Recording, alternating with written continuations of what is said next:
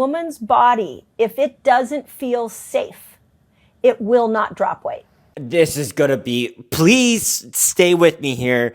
This is a bad example, and I know it's a bad example, but you guys sent me a bunch of information to react to that is some misinformation, or you guys are just fearful. So let's correct those fears, because we know the internet can be a cesspool for some misinformation. This is just a friendly reminder that it's not your PCOS, it's not your cortisol, and it's not your carbohydrate intolerance that's preventing you from losing weight. It's your elbow. Every time your elbow bends, your mouth opens. Now, those things absolutely have an impact on the game, but they do not change the rules of the game, that you need to be in a caloric deficit to lose weight. I am so fucking sick of gym bros aggressively telling women that they just need to eat less food and be in a calorie deficit to lose weight. Oh, is it so easy just to eat less food, Chad? Easy for you to say, well, you're sitting there in a deficit eating over 2,000 calories, while women with hormonal imbalances like PCOS that don't matter have to eat 1,000 calories or less just to be in that same deficit. That is literally not enough food to survive. It feels like she's attacking him and not really what he said, because he said those things have a play on what happens in your body, like PCOS and your hormones, but we operate by the same principles. So yeah, it might be harder, but it still is a calorie deficit. And that's what you're kind of alluding to, but not alluding to sell your audience on your coaching. It's not a calorie deficit. It's you're eating less food than you're burning. But we're not in a calorie deficit because we have PCOS and we're just a victim to our hormones. But let's see what else she says. That's why they're not losing weight. It's not because they just lack self-control or aren't working hard enough in the gym. These men literally drink a few less beers a week and have abs the next week and then get on their high horses and tell women that they're just fat, lazy slobs. But that's the internet for you. She attacked him completely, his character, assuming he drinks a bunch of beer to lose weight, when he quite literally said those things have an effect, but it doesn't change the principles. So yeah, it might be harder. I've worked with so many women that have PCOS. Yes, you have to eat lower amount of calories. But again, it doesn't change the rules of the game. It is a caloric deficit. And you telling them it's not a caloric deficit, you're doing them a disservice to sell your coaching and lying to them, saying they're a victim to their circumstance and they can't change it. Yes, they can change it. I've worked with hundreds of women that changed it. It is 100% possible. It's just a little harder. And you have to mitigate things and be very, very intentional with the nutrition. You have to make sure you're getting every micronutrient, make sure you're getting the vitamin A. You have to make sure you're getting the omega fat ratio, so you're regulating the hormones properly, and so much more. A woman's body, if it doesn't feel safe, it will not drop weight. This is going to be, please stay with me here. This is a bad example, and I know it's a bad example, but whenever there was no food in history and people were forced to do a lot of stuff and a lot of labor that was unpaid, there was no food around, they lost a lot of weight. Yeah, they lost a lot of weight. Some say a deathly amount. That was a really bad joke, but it proves a point. Yeah, it should be in a safe space. It shouldn't be in a fight or flight state, and if you have inherently bad cortisol levels, it would be slightly harder. But just get a cortisol test. Not a lot of people have chronically high cortisol levels. I know how much the internet talks about it, but it costs like $50 to get a cortisol test. It's really not that expensive. Just get a cortisol test. But let's see what she has to say. So a man's body safety is not an issue, but a woman's body safety is a massive issue because we were built to house children whether we decide to have children or not. So when we're under constant stress, cortisol is like purging into our body's like, not safe. I'm not going to drop weight right now because that is not a priority. That's not true. Not true. You can have really high cortisol levels and still lose a buttload of weight. But a very ironic thing is, she is an intermittent fasting/fasting coach. Well, chiropractor. Can't forget the chiropractor. Which inherently makes your cortisol higher until you have your first meal because your body's in fight or flight state. That is so ironic that you speak about cortisol when your whole brain is fasting. Men have lower testosterone until they have their first meal in the day. Women have their hormones out of whack and slightly lower testosterone. Women have testosterone they need to regulate their hormones. So it's very counterintuitive what she's saying. So yes, she's targeting women and she's saying chronically high cortisol levels is a bad thing. And that is so true. But you will still lose weight. It is not your cortisol that is holding you back in your fat loss journey. It is purely because you're not adhering to a proper diet that you are liking and enjoying. I'm not saying it's a discipline thing. You're just not educated enough to try a diet that fits your needs.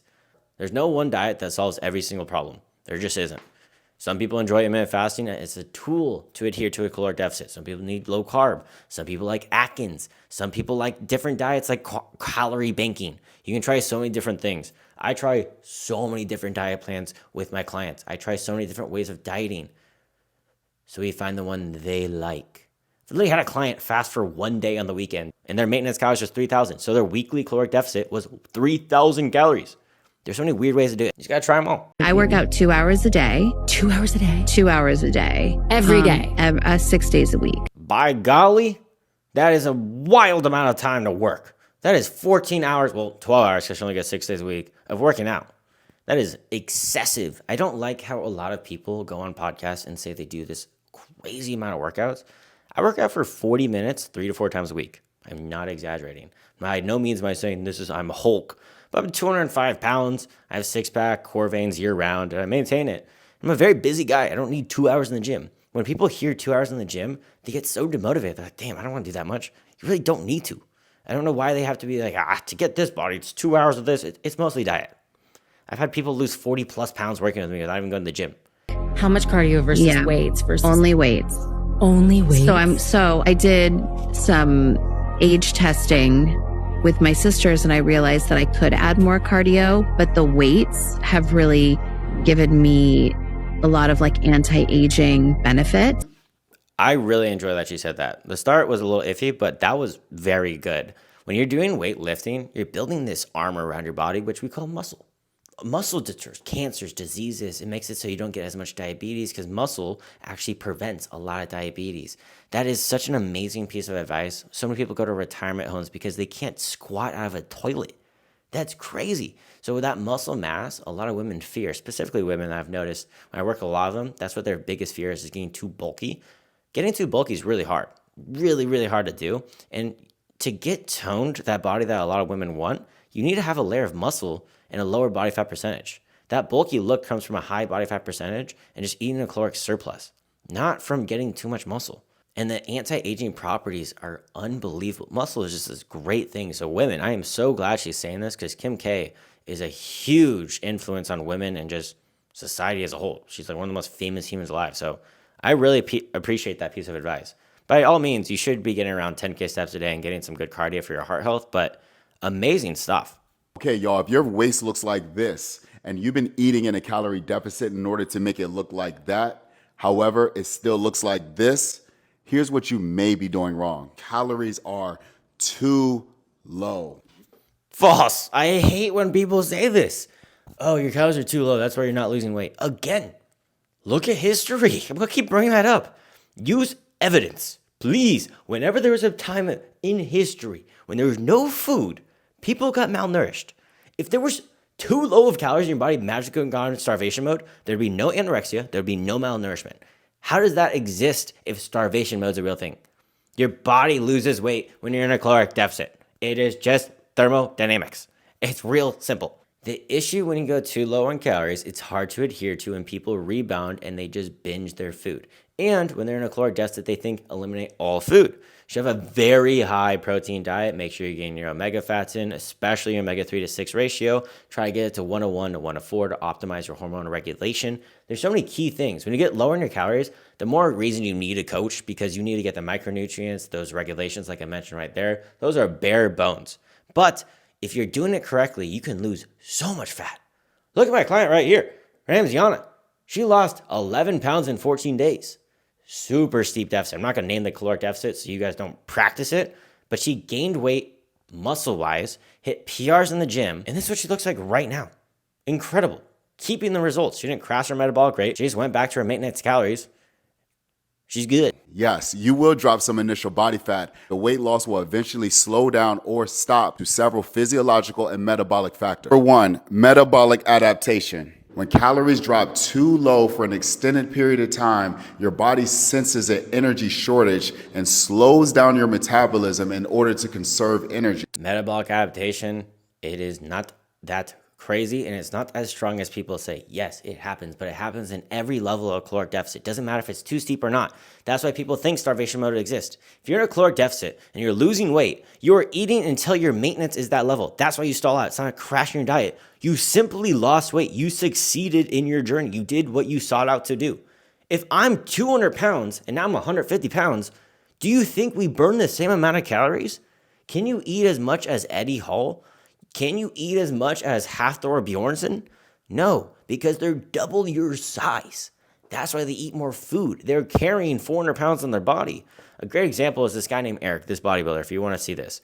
He lost weight, and every single time he lost a pound of fat, he added a pound to his weight vest. And that whole time, he didn't change his caloric intake, and he did a whole bodybuilding show and continuously lost weight the whole time, showing metabolic rate is not purely, very heavily driven by your body weight. So you can go as low as you want, as long as you're getting your essential micronutrients, macronutrients to regulate your hormones, and you're getting enough protein to make you healthy. You can go as low as you want. There's no limit. That's crazy, right? There's no magical number that your body's like, oh, starvation mode. That you hit that exact criteria, we're in starvation mode now. Argue the other way. What if we're in a surplus? What if we eat 10,000 calories? Our body's going to magically go, we're in reverse starvation mode, anti-starvation mode. We need to stop. We don't gain any more fat. It's not possible. We can't gain more fat right now because, we're in anti-starvation mode. No, you gain weight until you get a new metabolic rate. If I'm bulking, I will stop gaining weight at a certain level because that's my new maintenance calories. I'm bulking right now. I'm trying to get to 210. I started at 3,400 calories. Now I'm eating 3,800 calories. I'm slowly ramping up my calories because I'm getting bigger.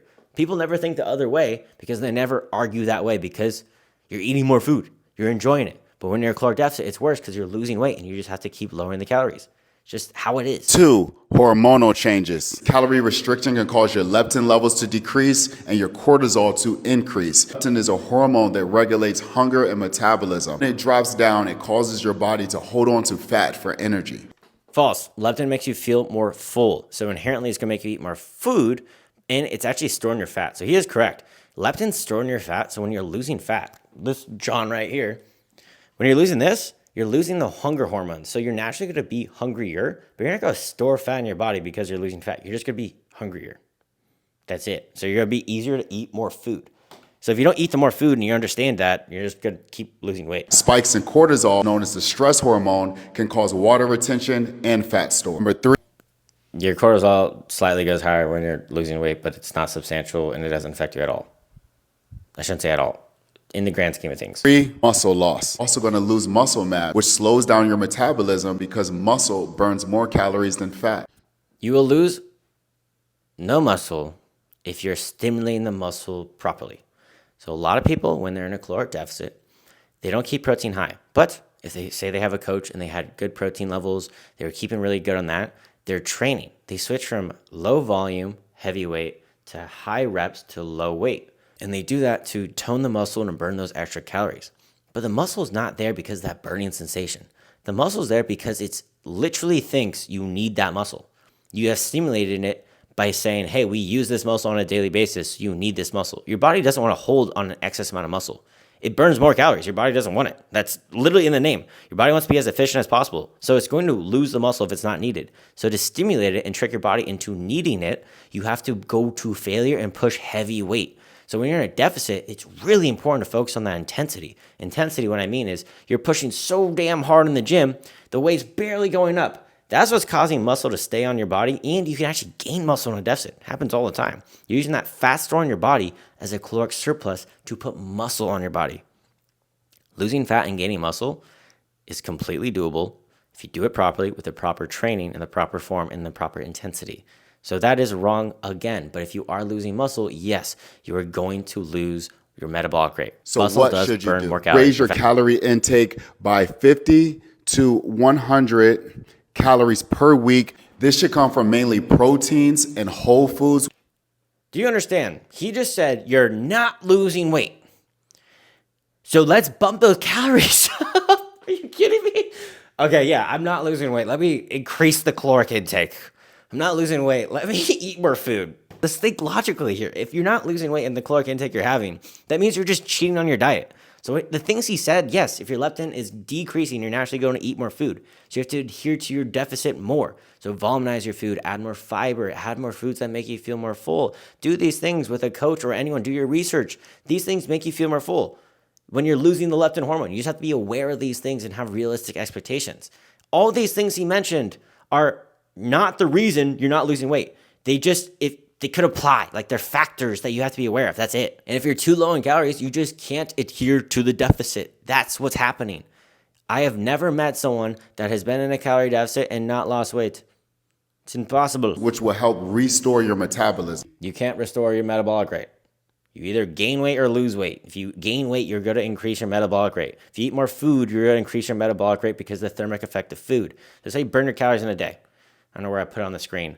But BMR, thermic effect of food, non-exercise activity, and then planned exercise. Look how little planned exercise is. So you're neat. When you're walking around, try to have a daily level of activity, because when you're losing weight, that metabolic adaptation is really you are being more efficient in the gym. So you're burning less calories in the gym and you're not as heavy. So those are the two big factors, and you're not as movement through the day. You don't do as much movement throughout the day, which is really, really key. That non-exercise activity, you burn more calories. But if you give a daily activity level, I give all my clients this. If you have a daily level activity, you can never go below it. If you go above it, that's great. But we're not going to add those extra things and increase the caloric intake. We're just going to have baseline. If you go over, those are just more the merrier. You just have to be aware of it. And then those things, having a whole food diet and high protein diet just makes you feel more full. If you get the same caloric intake doing those high protein diets, will do nothing. You can eat only Twinkies and you will lose weight. There's a doctor that literally did it, the Twinkie man. He only ate Twinkies and Doritos and Oreos, and he was in a caloric deficit and lost weight the entire time. It is just thermodynamics, meaning calories in versus calories out. Eating maintenance calories for 1 to 2 weeks is a great way to reset your hormones and again your metabolism before returning to a sustainable 300 to 500 calorie deficit for steady fat loss without the metabolic breakdown. I don't get it. If we eat at maintenance and we go back to the deficit, are we just going to not lose weight because metabolic adaptation and starvation mode? I don't get it. If we were in a deficit before and we weren't losing weight and we restore it, how the hell are we going to lose weight? How is it possible? If we can't lose weight in a calorie deficit, then why'd you just tell me to go to a calorie deficit? I don't get it. The thing is, he's partially correct with when he says things. It's shocking. I feel like he read or watched a video and then he just tried to regurgitate it improperly. So diet breaks. I'm a big fan of diet breaks. There's no inherent benefit of a diet break. Diet break means you eat at maintenance for around 2 weeks. It's not restoring your metabolic rate. It's not these things. It's a mental break. You're not in a deficit. So you allow your body time to just recover the mental struggle of being in a calorie deficit. That's all you're doing. I know I'm being very emotional right now, but I'm very passionate about this. Very passionate about this. I do this a lot with my clients, 2 to 4 weeks. We're at a maintenance level, and there's studies to show they lose more weight in the end, and they adhere to those weight loss results. They keep it off longer when they have the diet breaks. A lot of coaches don't mention that, or they don't even know the research. It's not you're restoring the metabolic rate, you're just giving yourself a break. Because the people that didn't adhere to the deficit after did not lose any extra weight or adhere to it more. It's just a mental thing. Aim for 0.8 to 1 gram per pound of goal body weight. True. Sustain or increase your muscle mass, so boosting your metabolism. True. Strength train. This is so important that you guys strength train at least 3 to 5 times per week. Very true. You focus on progressive overload, gradually increasing your weight or reps. If you are not getting the results you want. Very true. Good stuff. I like the ending. Little cherry on top. Sort of a kind of a disgusting sundae. Made it look all pretty at the end there. You know, imagine you had you gave someone dirt and you put whipped cream on top and put a cherry on top and said, hey, it's Oreo crumbles. Please keep sending me these. These are amazing. It's going to be a little shorter of a video. Please like, subscribe. And I've noticed I've gotten recently a good amount of hate comments because I mentioned Dr. Eric Berg and how he makes people fear everything except for intermittent fasting and a lot of food in general. So probably going to double down really hard on that and probably make another 5 videos about Dr. Eric Berg. Just because he's got 13 million subscribers doesn't mean he is correct. You guys are falling for the appeal to authority fallacy because he says doctor when he's a chiropractor. And you guys say you got results from him. I'm saying intermittent fasting works. If you use it as a tool, not everyone should use it. There's side effects to it, but other things have side effects as well. I'm just saying it's not the end all be all, and he's using fear tactics to make people fear. I can go so long about Eric. Eric, you'll see my face again. You probably don't know I exist, but your fans do, and we're going to double down harder and harder and harder until we come to a logical conclusion.